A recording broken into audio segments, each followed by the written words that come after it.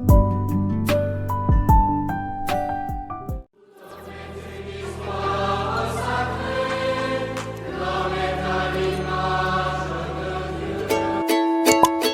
auditeurs, chers téléspectateurs, chers abonnés, chers frères et sœurs dans le Christ, nous sommes à notre rendez-vous de la méditation de l'Évangile.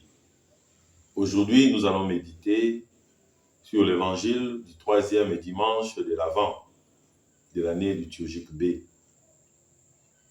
Avant notre méditation, nous nous invitons à réciter notre prière pour ma guérison intérieure. Prière pour ma guérison intérieure. Père de bonté, par amour, tu nous as donné Jésus. Aujourd'hui, Père, je viens te présenter mon cœur. Jette un regard de paix sur ma vie. Toi, tu connais mon cœur et les blessures de mon histoire. Tu sais ce que j'ai fait et le mal qu'on m'a fait. Tu connais mes limites, mes erreurs et mon péché. Tu connais le traumatisme et les complexes de ma vie. Père, je te demande de répandre ton Esprit Saint sur moi, afin que la chaleur de ton amour qui guérit pénètre au plus intime de mon cœur. Toi qui guéris le cœur déchiré et soigne les blessures, guéris-moi, Père. Entre dans mon cœur, Seigneur, comme tu es entré dans la maison où étaient tes disciples apeurés. Toi, tu parus au milieu d'eux et leur dis, la paix soit avec vous. Entre dans mon cœur et donne-moi ta paix. Remplis-moi d'amour. Donne-moi les fruits de ton esprit qui sont amour, paix et joie. Je te rends grâce, Seigneur, pour ma guérison. Comme tu es grand, Seigneur, sois béni et loué en Jésus-Christ et Marie Immaculée. Amen. Au nom du Père et du Fils et du Saint-Esprit. Amen. Évangile de Jésus-Christ selon Saint Jean. Jean chapitre 1, du 6e au 8e verset et du 19e au 28e verset. Il y eut un homme envoyé par Dieu, son nom était Jean. Il était venu comme témoin pour rendre témoignage à la lumière, afin que tous croient par lui. Cet homme n'était pas la lumière, mais il était là pour lui rendre témoignage. Et voici quel fut le témoignage de Jean. Quand les Juifs lui envoyèrent de Jérusalem des prêtres et des Lévites pour lui demander « Qui es-tu » Il le reconnut. Ouvertement, il déclara « Je ne suis pas le Messie ». Ils lui demandèrent « Qui es-tu donc ? Es-tu le prophète Élie ?» Il répondit « Non. » Alors, es-tu le grand prophète ? Il répondit « Ce n'est pas moi. » Alors ils lui dirent « Qui es-tu ? » Il faut que nous donnions une réponse à ceux qui nous ont envoyés. Que dis-tu sur toi-même ? Il répondit « Je suis la voix qui crie à travers le désert. Aplanissez le chemin du Seigneur, comme a dit le prophète Isaïe. » Or, certains des envoyés étaient des pharisiens. Ils lui posèrent encore cette question. « Si tu n'es ni le Messie, ni Élie, ni le grand prophète, pourquoi baptises-tu » Jean répondit, « Moi je baptise dans l'eau, mais au milieu de vous se tient celui que vous ne connaissez pas. C'est lui qui vient derrière moi, et je ne suis même pas digne de défaire la courroie de sa sandale. » Tout cela s'est passé à Béthanie de Transjordanie, à l'endroit où Jean baptisait. Acclamons la parole de Dieu. Louange à toi, Seigneur Jésus. Bien-aimés dans le Christ, nous venons de suivre cet évangile de Saint Jean qui nous parle de Jean le Baptiste, le précurseur. Et comme vous le savez, le 3e dimanche de l'Avent est célébré comme le dimanche de la joie, où tous nous sommes remplis de joie d'attendre le Sauveur. Le temps de l'Avent, c'est un temps où nous attendons le Messie qui viendra pour nous sauver. Ce Messie qui vient pour nous guérir. Ce Messie qui vient pour nous fortifier. Mais pour que ce Messie vienne parmi nous, il y a une personne, le précurseur, qui doit préparer le chemin. Et la réponse de Jean-Baptiste peut être au centre de notre questionnement. Il nous dit, au milieu de vous se tient celui que vous ne connaissez pas. Le Seigneur est au milieu de nous. Le Seigneur est toujours parmi nous. Mais parfois, nous ne le connaissons pas. Parfois, nous n'arrivons pas à le découvrir. Parfois, nous n'arrivons pas à détecter ces signes. Voilà pourquoi nous avons besoin de quelqu'un, comme Jean-Baptiste, dans son humilité, dans sa simplicité, pour nous montrer la voie du Seigneur, pour nous aider à préparer sa venue. Et ce qui est important en nous, c'est de pouvoir développer cette disposition de cœur, car le royaume de Dieu est tout proche.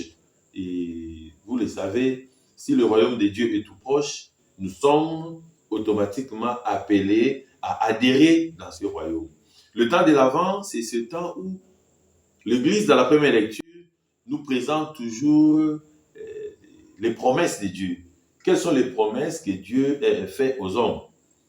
Et l'Évangile nous montre toujours les réalisations. Vous le savez plus que moi, dans des pays où tout le monde se prépare aux élections, et chaque candidat prend le temps de faire sa propre propagande, de dire ce qu'il va réaliser, ce qu'il va faire.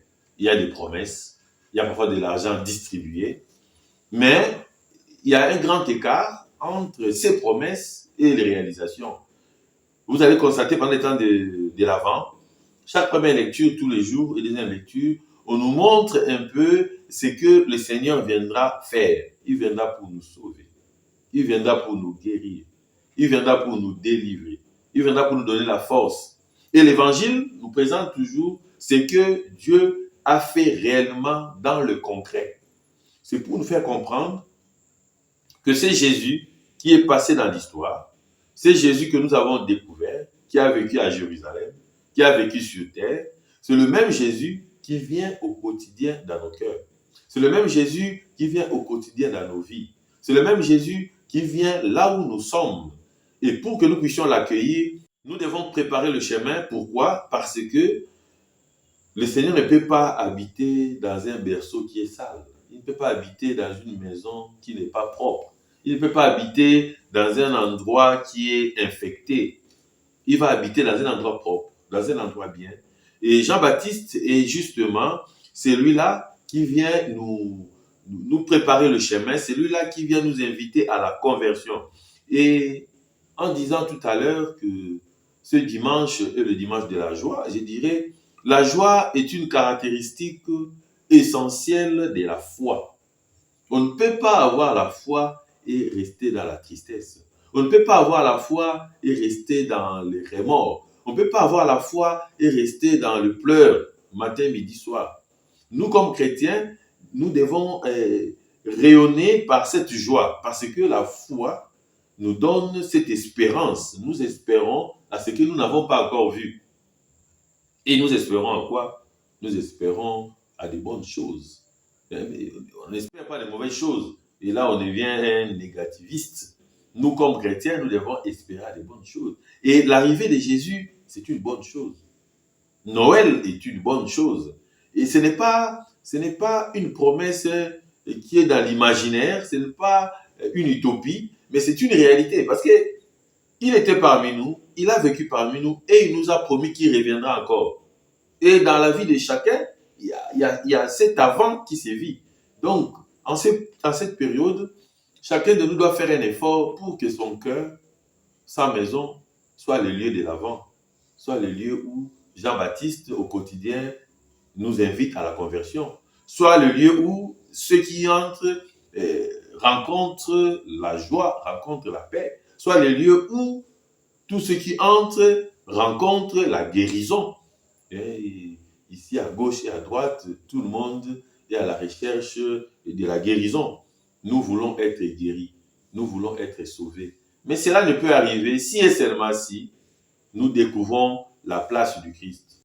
Et voilà un peu ce que je peux donner comme introduction à notre méditation d'aujourd'hui, pour que nous, comme chrétiens, pendant ce temps de l'Avent, chacun de nous, en enfant de Dieu, puisse se préparer, chacun de nous puisse retrouver la place de Jean-Baptiste, et que chacun de nous puisse aussi retrouver sa propre place. Parce que Jean-Baptiste le dit clairement, il n'est pas le Messie, il n'est pas non plus le prophète. Il prend juste sa place. Est-ce que nous sommes vraiment à notre place? Comme je vous ai toujours dit au quotidien, si tout le monde reste à sa place, il y a de la place pour tout le monde. Mais le plus souvent, nous ne sommes pas toujours à notre place. C'est pourquoi nous nous embrouillons. Et Jean-Baptiste est resté à sa place. C'est comme ça que Jésus aussi aura sa place. Est-ce que moi je suis capable de prendre ma place et de laisser la place de Jésus, de laisser la place de l'autre, éviter l'usurpation du pouvoir, éviter le coup d'État? Est-ce que nous sommes vraiment capables? Comme j'ai raconté encore l'histoire le dimanche passé à la messe, et il y a une maman, sa fille avait un fiancé, et sa fille avait 27 ans, la maman avait 67 ans. La fille a rencontré un garçon qui devait la marier. Il dit au garçon, est-ce que tu peux aller voir ma mère? Comme papa est déjà décédé, tu peux parler avec maman et comme ça, maman te dira ce qu'il faut faire pour notre mariage. Quand le garçon va rencontrer la maman dit au garçon, mais comment tu parles loin comme ça là? Moi-même là, je suis veuve depuis là. Toi, tu vas aller marier une petite fille comme ça là. Tu me prends seulement moi-même et comme ça, nous deux ensemble, on pourrait bien aider notre fille. Voilà. Le coup d'État, c'est partout. Même la maman fait le coup d'État à sa fille. Donc, vous comprenez? Et aujourd'hui, je pense que pendant ce temps de l'Avent, dans cette joie, Jean-Baptiste nous apprend aussi cette humilité, cette simplicité, que chacun prenne sa place, qu'on ne cherche pas seulement à avoir la place de l'autre. Et ce qui est bizarre dans ça, parfois, on veut avoir la place de l'autre, mais on ne veut pas laisser sa propre place. On ne veut pas laisser. C'est-à-dire, on veut à la fois garder sa propre place et avoir la place de l'autre. Mais tu feras comment? Merci. Mon Père, nous savons tous que le troisième dimanche est considéré comme le dimanche de la joie. Nous, en tant que chrétiens, est-ce que nous sommes encore heureux? Est-ce que nous vivons vraiment cette joie qu'il faut en tant que chrétiens? Si oui, comment, mon Père? Merci. Je pense que j'ai frôlé déjà, je répondais déjà à ta question. Et c'est surtout dans la deuxième lecture que nous retrouvons cela. Saint Paul nous dit, frères, soyez toujours dans la joie. Priez sans relâche. Rendez grâce en toutes circonstances. Soyez dans la joie. Priez sans relâche. Rendez grâce à toutes circonstances. Ce sont là 3 éléments vraiment importants. Et la joie vient de l'intérieur. Je vous ai dit dernièrement lors d'une émission que la joie est vraiment différente du plaisir. Le plaisir est extérieur. Le plaisir est éphémère. Le plaisir est provoqué par quelque chose qui est en dehors de nous. Mais la joie vient de l'intérieur. Une personne heureuse, ça se sent, même dans son langage, même dans son habillement, même dans sa démarche. La joie doit nous caractériser comme chrétiens et cette joie, parfois, est détruite par nos pensées négatives, est détruite par nos remords.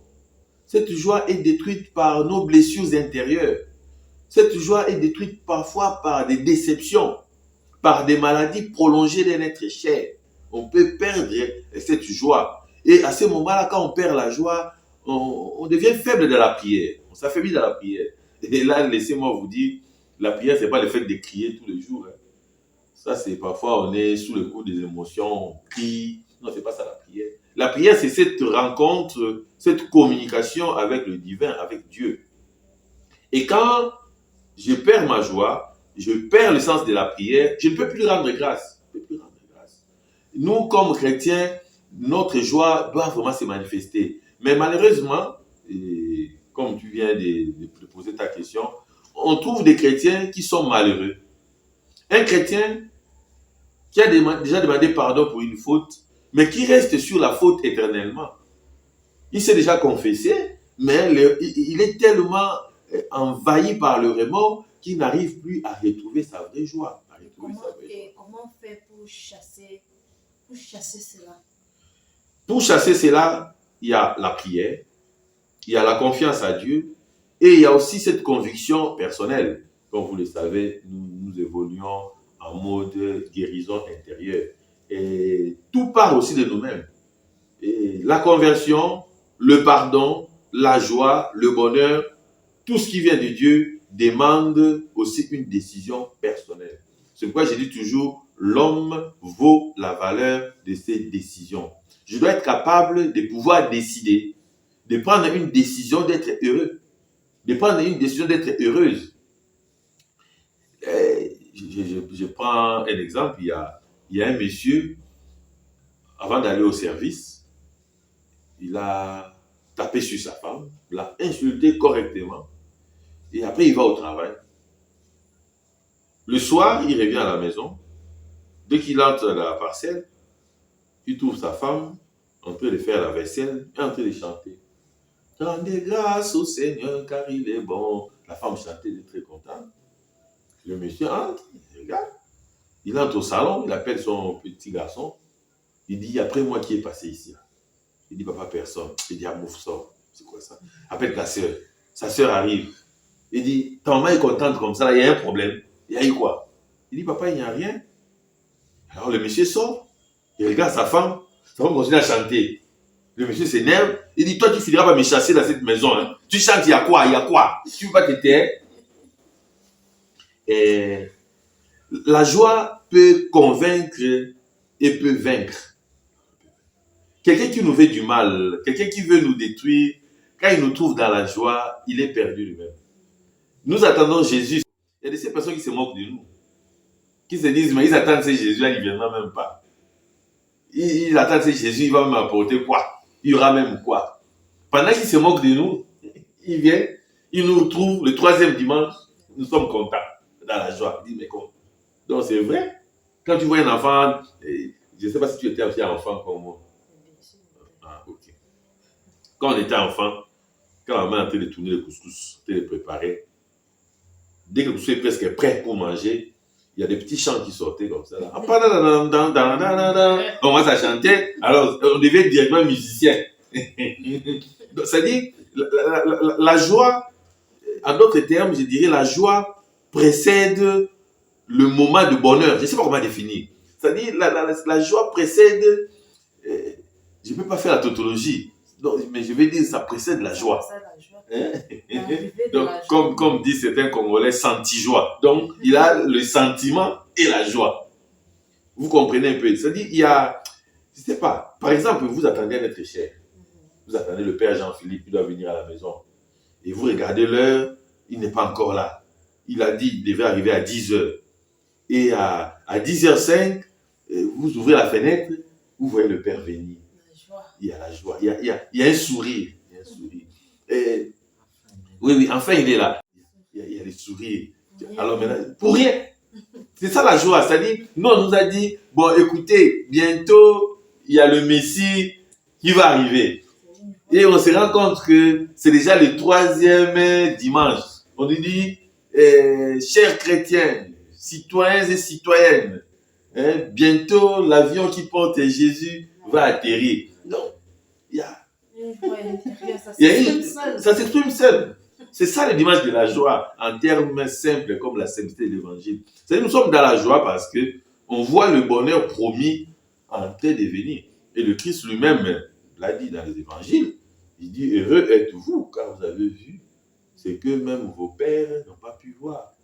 Vous avez entendu ce qu'ils auraient pu entendre, mais n'ont pas entendu. Donc voilà un peu cette joie qui doit caractériser vraiment le chrétien. Alors Axel, si tu es vraiment une chrétienne, je te demande de vivre dans la joie. Faustin, si tu es vraiment chrétien, je te demande de vivre dans la joie. Et d'ailleurs, aujourd'hui, j'ai vu ta fille dans la joie quand elle recevait son cadeau. J'étais à l'école maternelle.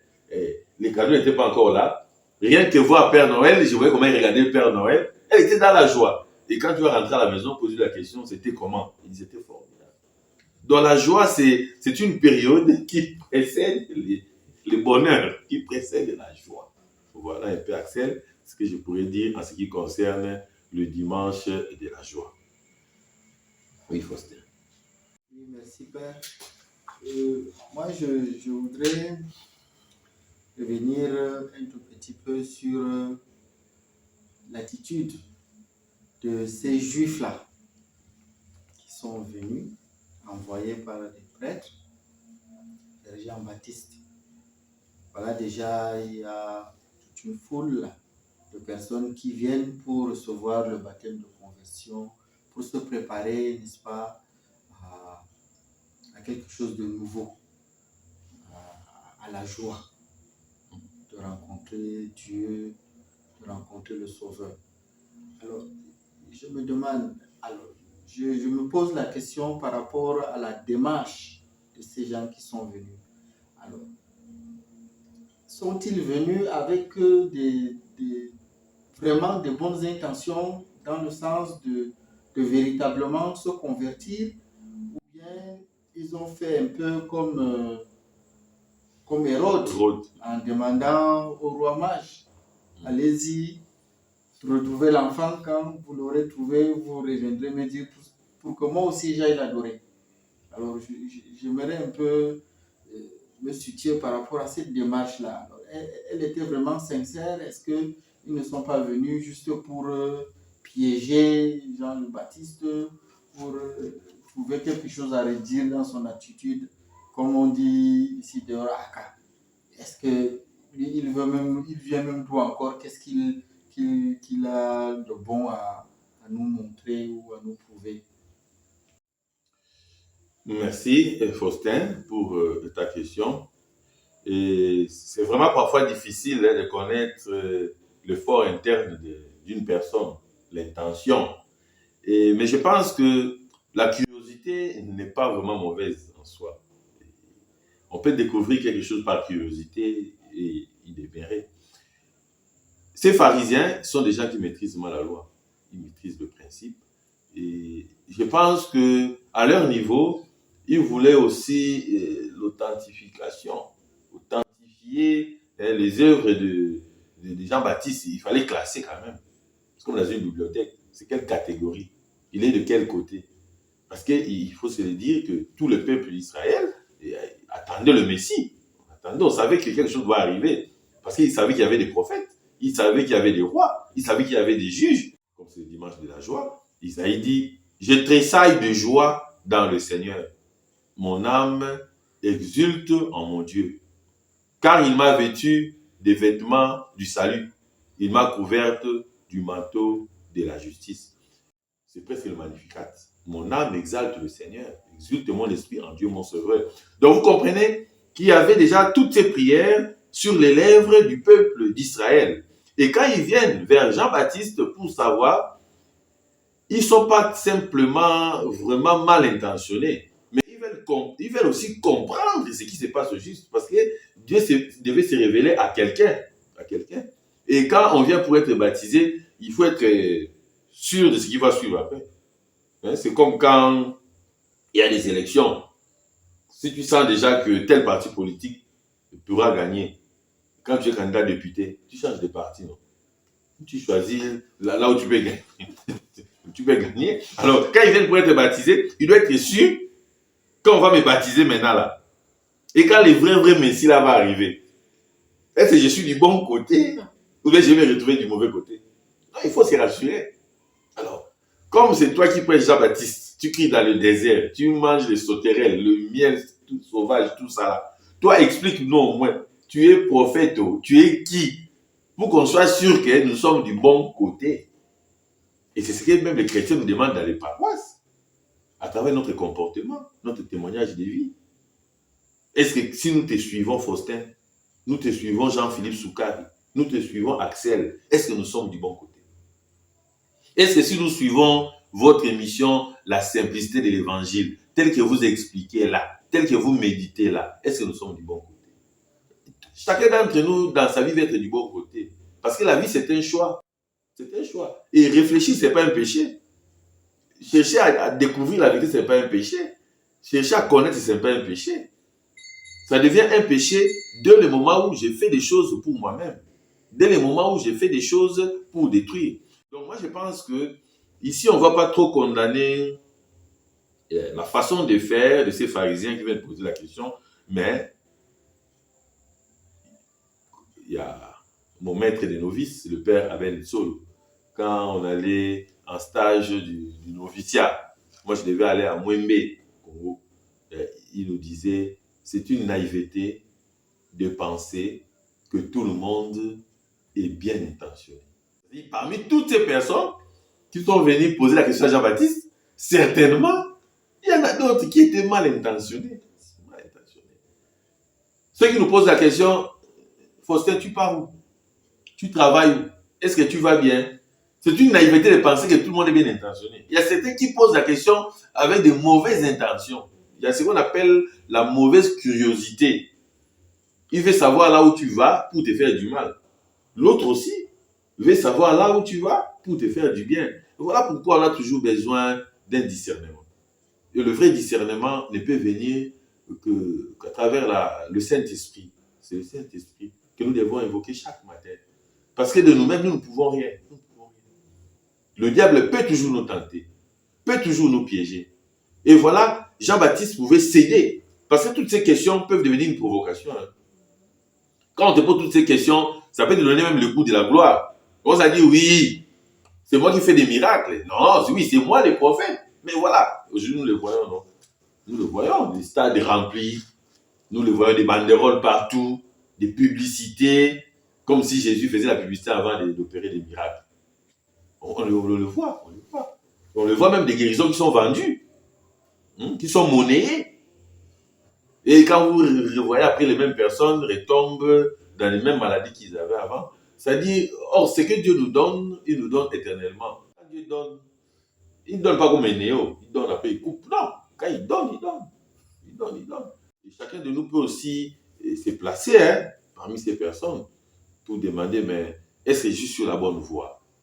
Est-ce que le Messie que j'attends, c'est le vrai Messie? Et la vraie réponse, c'est la présence de Dieu dans notre vie. C'est la rencontre et l'expérience personnelle que nous faisons de notre Seigneur Jésus. Voilà comment je pourrais te répondre, Faustin. J'ai un complément et c'est l'admiration pour la personne de Jean le Baptiste. Parce que comme vous l'avez dit tout à l'heure, mon père, il pouvait vraiment usurper le titre de Messie. Du moment où il avait déjà beaucoup de disciples et beaucoup de gens venaient à lui, il pouvait être tenté, n'est-ce pas, de prendre cette place qui n'est pas à lui. Donc ça, c'est vraiment formidable et souvent, comme vous aimez bien le dire, il y a de la place pour tout le monde si tout le monde reste à sa place. Donc Jean-Baptiste a su vraiment être à sa place.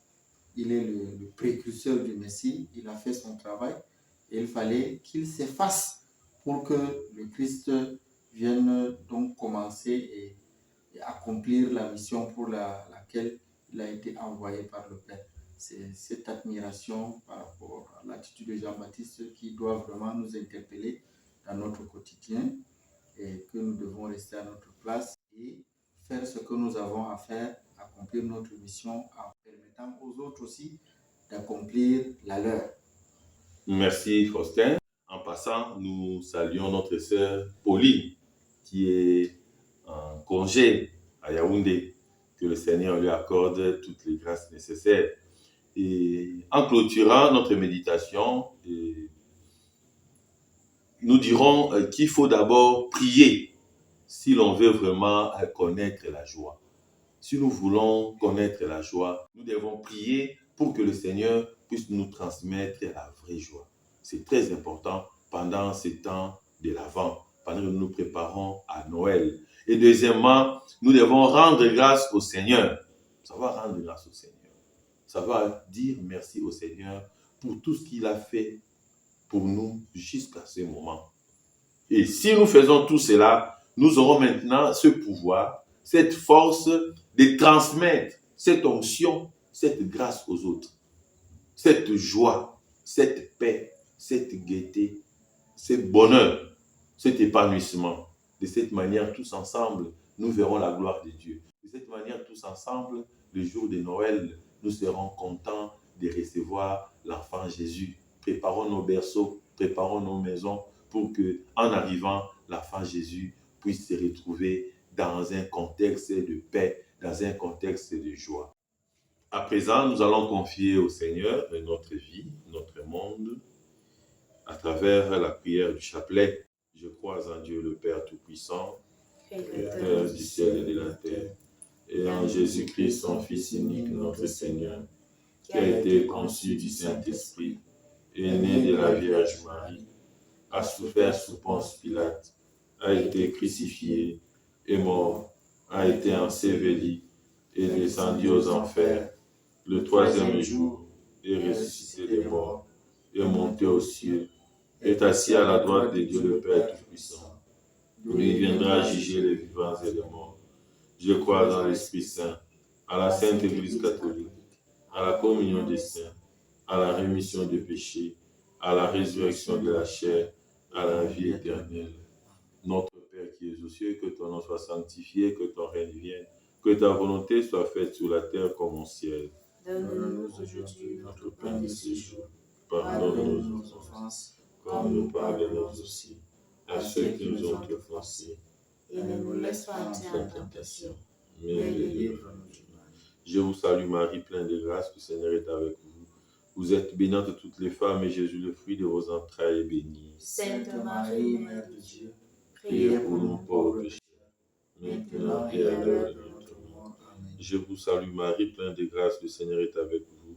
Vous êtes bénie entre toutes les femmes, et Jésus, le fruit de vos entrailles, est béni. Sainte Marie, Mère de Dieu, priez pour nous pauvres pécheurs, maintenant et à l'heure de notre mort. Amen. Je vous salue Marie, pleine de grâce, le Seigneur est avec vous.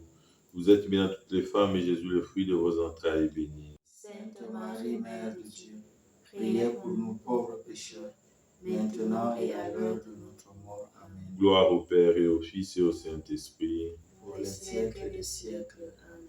Ô mon humble et doux Jésus, pardonnez-nous nos péchés, préservez-nous du feu de l'enfer, et conduisez au ciel toutes les âmes, spécialement celles qui ont le plus besoin de notre miséricorde. Nous allons prier, dit Je vous salue Marie, pour confier au Seigneur tous les malades, toutes les personnes qui souffrent, tous les accidentés, que le Seigneur leur accorde la santé du corps et de l'âme. Notre Père qui es aux cieux, que ton nom soit sanctifié, que ton règne vienne, que ta volonté soit faite sur la terre comme au ciel. Donne-nous aujourd'hui notre pain de ce jour. Pardonne-nous nos offenses, comme nous pardonnons aussi à ceux qui nous ont offensés. Et ne nous laisse pas entrer en tentation, mais délivre-nous du mal. Je vous salue Marie, pleine de grâce, le Seigneur est avec vous.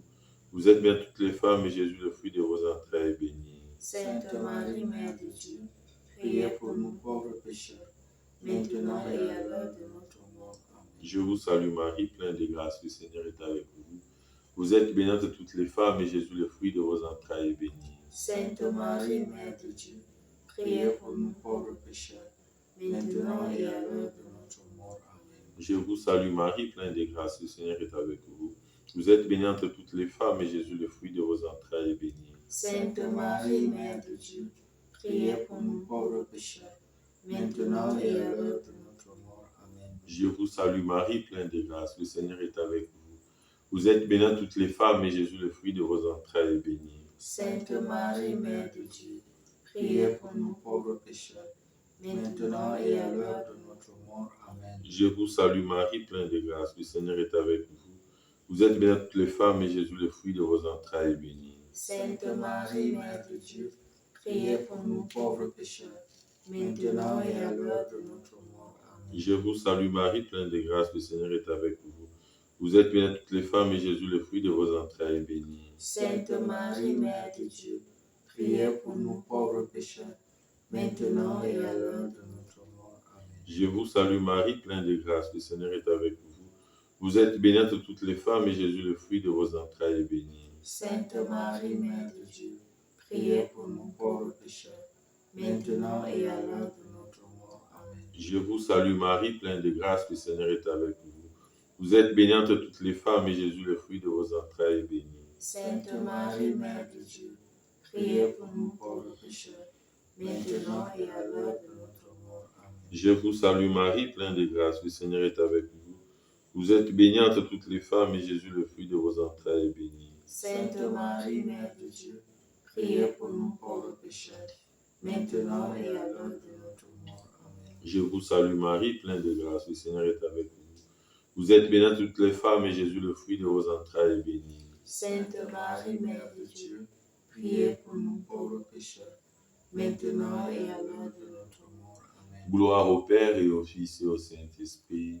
Pour les siècles des siècles. Amen. Ô mon humble doux Jésus, Pardonnez-nous nos péchés, préservez-nous du feu de l'enfer, et conduisez au ciel toutes les âmes, spécialement celles qui ont le plus besoin de votre miséricorde. Que par la miséricorde de Dieu, les âmes des fidèles défunts reposent en paix. Amen. Que par la miséricorde de Dieu, les âmes des fidèles défunts reposent en paix. Amen. Que par la miséricorde de Dieu, les âmes de nos fidèles défunts reposent en paix. Amen. Au nom du Père, et du Fils, et du Saint-Esprit, Amen. nous vous disons un grand merci et à la prochaine. Bye. Bye bye. Bye.